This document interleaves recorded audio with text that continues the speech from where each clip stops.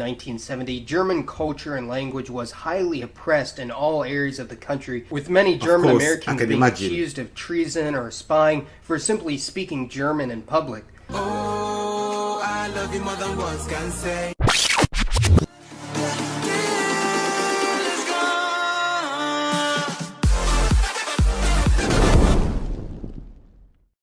Ladies and gentlemen, boys and girls, we are back here again today, guys, on this beautiful day, guys. Ich bin Shady Shade the Unsicker. So today, guys, we're going to be checking out the untold history of German America. Deutschamerikaner. Okay, guys, without saying too much, I'm going to jump on this right away, okay? I know Germans and Americans have some sort of relationship, some sort of history. Yeah, some sort of history way back, guys. So today, we are going to check that out. We're going to dig out all that history, everything that's hidden. Today, we are going to check it out, guys, okay? But before we start this video, make sure you smash like, subscribe, give me some love, and let's get this started, guys. Let's go to action. First of all, we smash a like. The United States of America is one of the world's most influential countries, an Anglo nation with an English-based culture and British heritage. Yeah, colonized by most Britain. Americans today speak English as their first language, and their culture is fairly homogenous throughout the country when compared to other large nations. But it's no secret that Americans have a plethora of origins from outside the British Isles. But it would surprise many to learn that according to the census data released by the United States government on ethnic self-identification, the largest heritage in the country would actually be from the nation of Germany. Wait. The largest is from Germany. I was expecting the largest to be from the UK, okay? Because I know a lot of Irish people migrated there, a lot of Scottish people, I mean a lot of English as well, so I was expecting it to be like the British people, but Germans, okay? Not England, which is the basis of this video. Maps are usually a pretty good way to picture these sorts of things, and thankfully there are a litany of maps on the ethnic origins of the people of the United States, and as you can see in all of them, Germans seemingly dominate in terms of area they take up, but the real situation is much more complicated and interesting than these maps would suggest, because not only are most of these areas themselves extremely ethnically heterogeneous, but unlike Europe and most of the rest of the world, there are only a minority of people in the United States that are entirely of one ethnicity, with most Americans being able to trace ancestry to many different nations. Because of these nuances, there's still debate as to whether the largest ancestral chunk of the U.S. comes from Germany or England, and in the last U.S. census, around 46 million people declared full or partial German ancestry, with an additional 2 million when including other German-speaking peoples, such as Austrians or Swiss, accounting for about 15% of America's population, and in the same census, only 26 million people claimed English ancestry, which was only 8% of the population. Wow. However, since 1990, the United States Census has allowed its citizens to identify ethnically as American, and we're not talking about natives here. This is a very complex topic, so I'll save it for a future video, but the majority of those that identify as American, rather than a European ethnic group, are overwhelmingly of British stock, and they numbered around 21 million people, which would bring up the total number of Americans with English ancestry to almost equal with the Germans, and indeed before the 1990 census, when American was given as an option for ethnicity, those that self-identified as English were the largest group in the United States. So in all likelihood, even though there are more Americans with at least some English ancestry, there are more people of pure German ancestry than pure English ancestry. Wow, is that so? So how did that ever happen? Yeah, I'm wondering, how did that happen? So Germans just like migrated, like what led to that? I mean, for me, to make a lot of sense, if they are more British, because obviously, like with the colony, with America being the British colony, so of course, like a lot of British people would have traveled there, like with the soldiers, who would eventually end up making families, in the country where they're based. Germans making the most of American population. Okay, very interesting. And they said a lot of them are ethnically pure as well. Okay, let's go.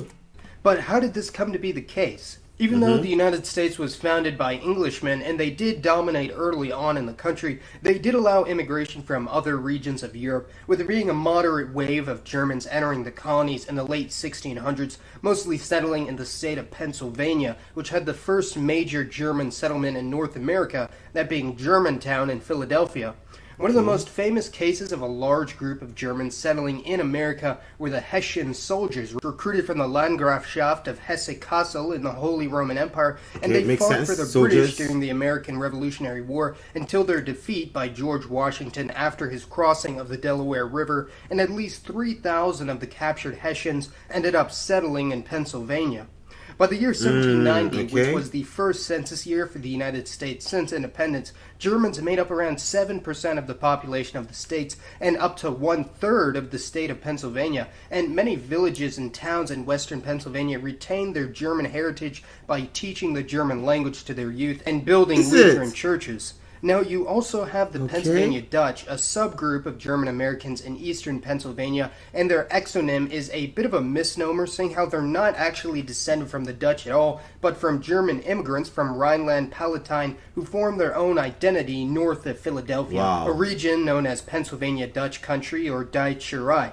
Another notable German group in Pennsylvania would be the Amish, and although many Amish might identify as Pennsylvania Dutch and vice versa, the two terms are not interchangeable, with the Amish having a very distinct religious practice, along with other cultural traditions such as the rejection of mainstream technology and isolation from American culture, which is where you'll find some of the last remaining monolingual German speakers in the United States. The Amish are essentially a snapshot of 19th century German American society, seeing how they have the highest birth rate of nearly any group in the country, around 7 children per woman, which is on par with the African country of Niger. Wait. 7 kids per woman? Wait, I missed that. I posted too early. Amish are essentially a snapshot of 19th century German American society, seeing how they have the highest birth rate of nearly any group in the country, around 7 children per woman, which is on par with the African country of Niger, and are the only group in the United States that are exempt from Social Security tax, seeing how their traditional family roles call for taking care of their own elderly. Now, I really like this map of American ancestry because it shows how connected... Okay, very interesting. The Amish and Nigerians. Well, I think it's Nigerians you want to say, not Niger. Well, either way. But like, I know in Africa, oh my days, like one woman can give birth to 10 kids. 10! Yo, 10! Really strong. So yeah, that I know of. But yeah, really interesting to see how Germany makes the core fabric of America. Very, very interesting. I'm going to say that's probably one reason why America's for world power. Okay, I'm thinking too much. But I mean, talking about German efficiency, we know that. So they'll definitely have put the efficiency in the fabric of the country as well. Most Americans are, with many Pennsylvanians migrating west to the Midwest during the period of American expansionism. As more Americans moved west from the original colonies, they were joined later on by immigrants from Europe, and the largest phase of German migration to America also occurred during this time, with migration skyrocketing after the 1840s, mostly settling in the Midwest states west of Pennsylvania, such as Ohio, Michigan, Illinois, and Wisconsin, and they mostly either founded their own towns or integrated with already existing German settlements. German immigrants and American-born Germans were also joined by Austrian immigrants from the Austrian Empire, who settled in pretty much the same area, as well as the Swiss, who mostly went to Utah. And when comparing the climates of Utah and Switzerland, it actually makes a lot of sense. In the 1800s, ethnic Germans might or might not have assimilated with Anglo-American settlements in the same region, with many opting instead to integrate with other Germanic groups, especially the Dutch, Norwegians, and other Scandinavians. During this period, German culture and language was abound around the Great Lakes region, with German being the largest minority language in the country for over 100 years, spreading out even further to the Plains region to the west, especially the Dakotas, Nebraska, and Iowa. However, after the start of World War I in 1970, German culture and language was highly oppressed in all areas of the country, with many German Americans being accused of treason or spying for simply speaking German in public. This caused the sharp decline in immigration from Germany and the movement to phase out the teaching of German in all public schools in the Midwest, with the area instead becoming one of the hubs of mainstream American culture, which is why the Midwest today is seen by many as representing the average American or middle America. The process of learning English and adopting American cultural values is known as... Okay, crazy. World War One changed a lot of things. Yeah, as soon as it happened, Germans just got repressed. So that's probably why America is not completely German. Yeah, because they said that the influx of Germans to America reduced or was cut because they were being accused of being spies. If you're German back in the day, yeah, they better not speak German in public. If not, they might be seen as the enemy. In the Midwest, with the area instead becoming one of the hubs of mainstream American culture, which is why the Midwest today is seen by many as representing the average American or middle America. The process of learning English and adopting American cultural values is known as Americanization, and aside from a handful of communities in the Plains region and Deutschamerikaner, pretty much all German traditions and culture disappeared. Wow. German culture in America took an even further hit after World War II, and by this time almost all of the German settlements in the Midwest and the Great Plains had been fully Americanized. However, their heritage has been acknowledged and passed down throughout the generations, even if most German surnames have been Anglicanized, such as Eisenhower, Schmidt, Gutmann, Fischer, and many others. Today, there are no U.S. states that have any ethnic majority, meaning that in every single state, no group. So these are German names that were Americanized. Surnames have been Anglicanized, such as Eisenhower, Schmidt, Gutmann, Fischer, and many others. Today, there are no U.S. states that have any ethnic majority, meaning that in every single state, no group makes up over 50%. And this is true for Germans as well, though some states do come pretty close, such as North Dakota, South Dakota, Nebraska, and Wisconsin, where Germans make up over 40% of the population, which makes them the most ethnically homogenous states in all of America, although they themselves are still extremely ethnically diverse when compared to any European country. When mapping out the largest European ethnicity by state, it's easy to see just how much Germans dominate in the north and west of the country, with there being 23 states with the German plurality, 17 that are English, almost all in the south and in New England, 3 are Irish, all in the northeast, 3 are Italian in 3 states around the New York City metropolitan area, 3 are Spanish, all in the southwest, and 1 is French, that being Louisiana. The German concentration in the United States is fairly contiguous, except for 2 main exceptions. That being central Texas and southern Florida, with the highest concentration spanning the northern half of the country in an area known as the German Belt, stretching from Pennsylvania all the way to California. And the area of lowest concentration would be in the deep south, with the state with the lowest percentage of Germans being Mississippi. Germans had been moving to Texas since before Texas was even a part of the U.S., or had declared independence from Mexico, with it also being of note that Germans also settled in areas of modern northern Mexico, and today Germans in central Texas have their own unique culture forged from its proximity to Mexico and the southern United States. It's also important to note that because of the proximity and high degree of integration between Canada and the United States, the North American German Belt doesn't terminate at the 49th parallel that divides the two countries, with Germans being the largest ethnic group in the province of Saskatchewan, as well as many other areas of the Canadian prairies such as Alberta and Manitoba.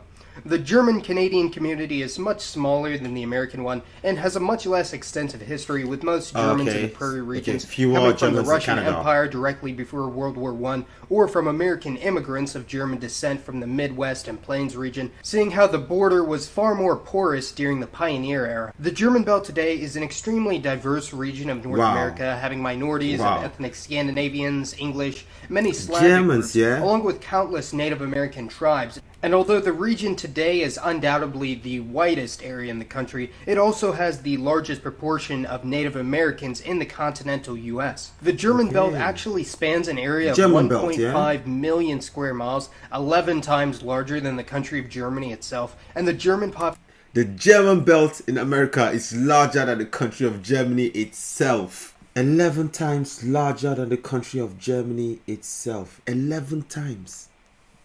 The German population of North America is about 2/3 the size of the German population of Europe, although as mentioned earlier, an indeterminate proportion of self-identified German Americans whose families have been in the country for generations may have ancestry from many other groups such as English, Irish, Swedish, or even Native Americans because of the relatively large numbers of natives that lived around German settlements during the pioneer era.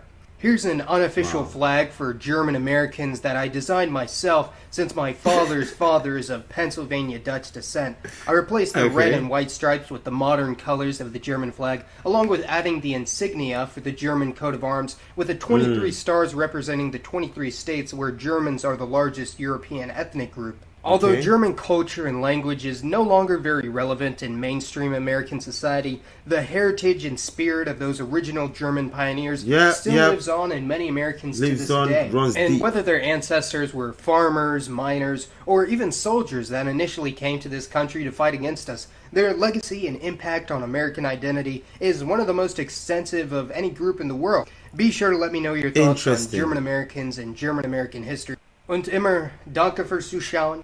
Das war Mason und auf Wiedersehen. Auf Wiedersehen. Dankeschön. Dankeschön. Okay, thank you very much for this, Master Man. Okay, wow, very well presented, guys. Like straight to the point. Okay, who would have thought? Like left to me, I thought that maybe America is made up of a lot of British people. Okay, a lot of Scottish, Irish, Welsh, English. But then saying that there are more Germans in America than even the British people, I'm like, wow. Okay, very, very, very, very interesting. Who would have thought that? Because I mean, America speaks English, so obviously I would expect that. And also, America was colonized by Britain. Exactly. And so I would have thought so as well. But then Germans being more in the country, wow, that is very interesting, man. That's very interesting. Yeah. That's one reason why I keep saying we need to study history, okay? We need to just check out things on history. Even if it's not in school, just take out our time as well sometimes. Just check out things so we can know what's going on around the world. It's interesting to see how the roots of Germany run deep in America and deep in the fabric of the country. Like I said earlier, I think that's one of the reasons why America is well, at the top at the moment. Yeah, because everybody knows Germans when it comes to efficiency, working hard, organizations, inventions, doing a lot of things. Germans are right there at the top. But yeah, nice one, nice one. Thanks for this video. Did enjoy it, guys. I did enjoy it. I hope you did enjoy it as well, guys. Do let me know what you think about this in the comment section. Also, make sure you smash like, subscribe, give me some love. Peace out. Oh, I love you more than words can say. You are me. Oh, you are the light that shine in my way. You are me. Oh, I love you more than words can say. You are me. Oh, you are the light that shine in my way.